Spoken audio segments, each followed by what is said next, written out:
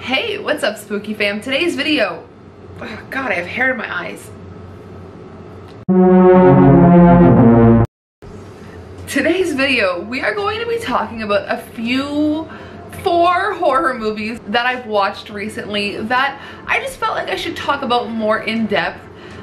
Because my watch list for the end of the month is going to be so full, I'm kind of going to try and breeze through it. So I want to focus on 4 horror movies. I haven't really talked about movies, you know, on this channel in a long time. So I thought it would be fun to sit down and talk about 4 recent horror movies that I watched.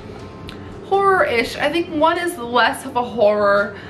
We'll get into it, but if you enjoy this video, go ahead and like and subscribe. Let me know if you want like a recap like this every so often. So first, we're going to talk about Host. You guys have probably heard about this movie enough by now, and you don't need me to like retell you the entire thing. But in case you haven't seen this movie, it's essentially about 6 friends who are on a Zoom call who hire a medium to have a seance. And as my dad says, shit goes awry very quickly.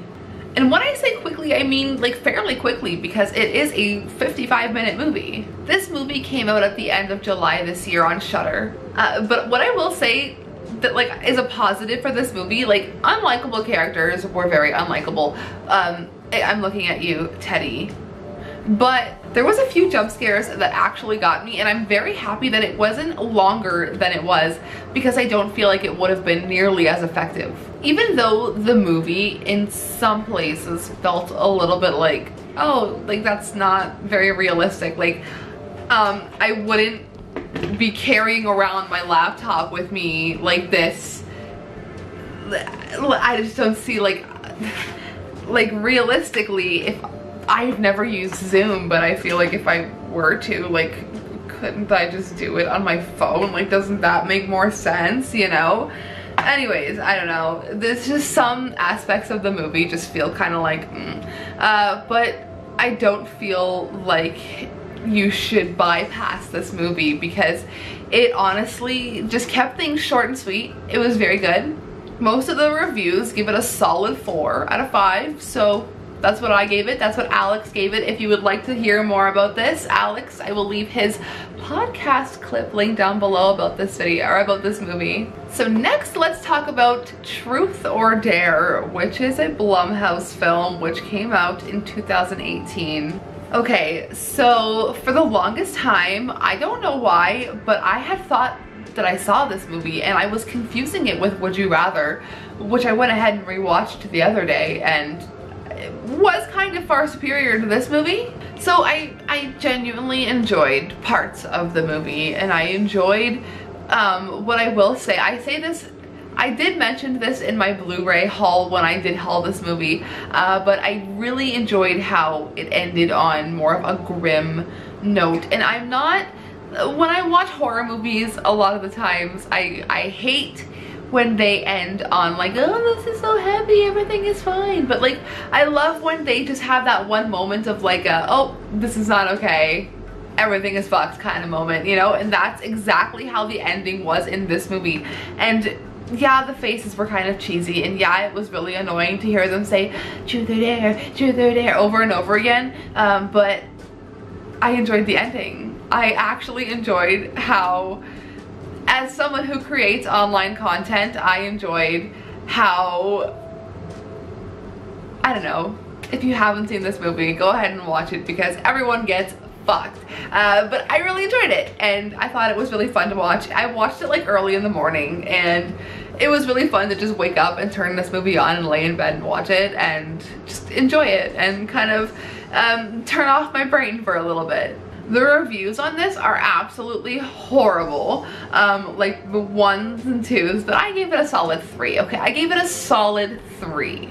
So next, I want to talk about a movie that I just kind of stumbled upon on Netflix called The Domestics. And I don't believe that it is available on American Netflix, because I did suggest it to one of my Xbox friends and it wasn't on American Netflix. So This movie also came out in 2018, and the synopsis of it is a young husband and wife must fight to return home in a post-apocalyptic Midwestern landscape ravaged by gangs.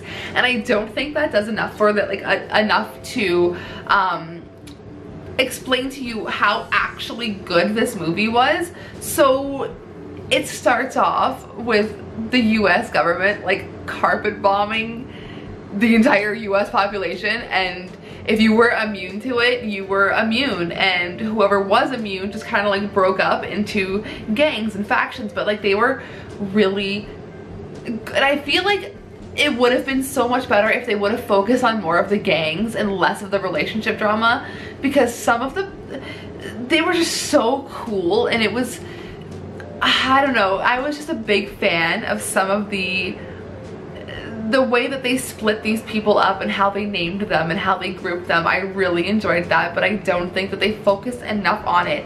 And I only gave it a 3.5, which I feel like it deserves, because I understand the relationship drama in this movie, but I don't feel like it was warranted as much as it was in the movie.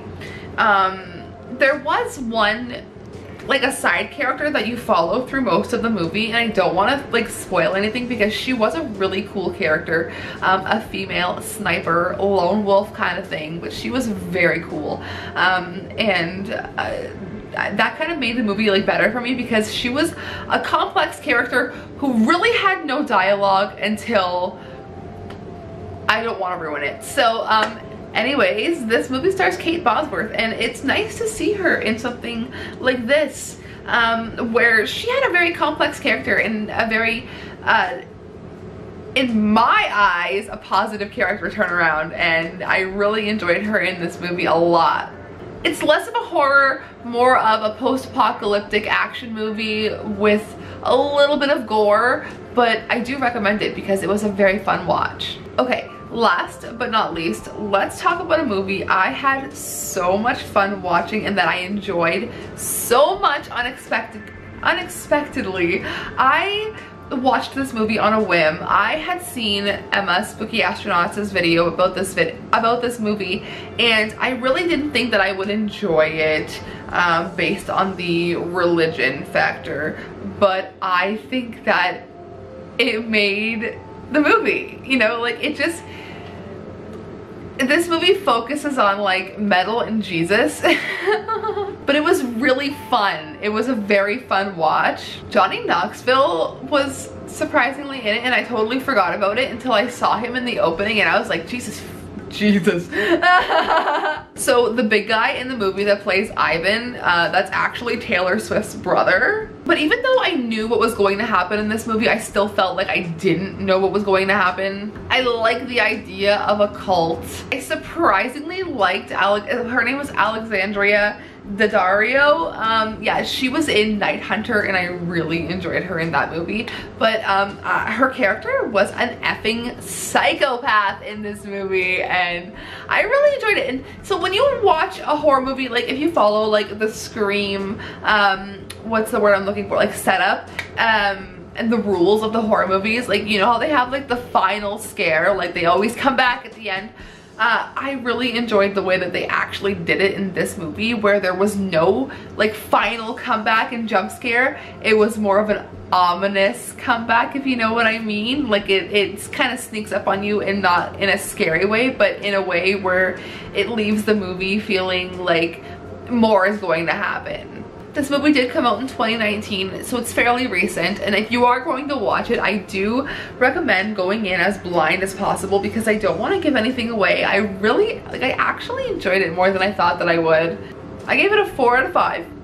Just because it was such a fun watch. I would do this and The Babysitter back to back, and I think that would be such a good double feature. So anyways, let me know if you liked this video. Let me know if you've watched any of these movies, or are you going to watch any of these movies? I hope that you guys enjoyed hearing me ramble about the things that I've watched, and yeah, I have a lot more filmed for this channel, as you probably know. So yeah, stay tuned, and I will see you guys so soon. Go ahead and follow me on Letterboxd if you want to see what I'm watching in the meantime. I've surpassed my record this month, and I've watched more than 22 movies, and that's why I wanted to make this video to kind of cut things down a little bit. So I hope that you enjoyed, and I will see you guys soon. I'm so happy to finally have a different backdrop here. It feels so much lighter and so much more fresh and inviting. So just very excited about that, and I'm excited to film more for you guys. So I'll see you soon.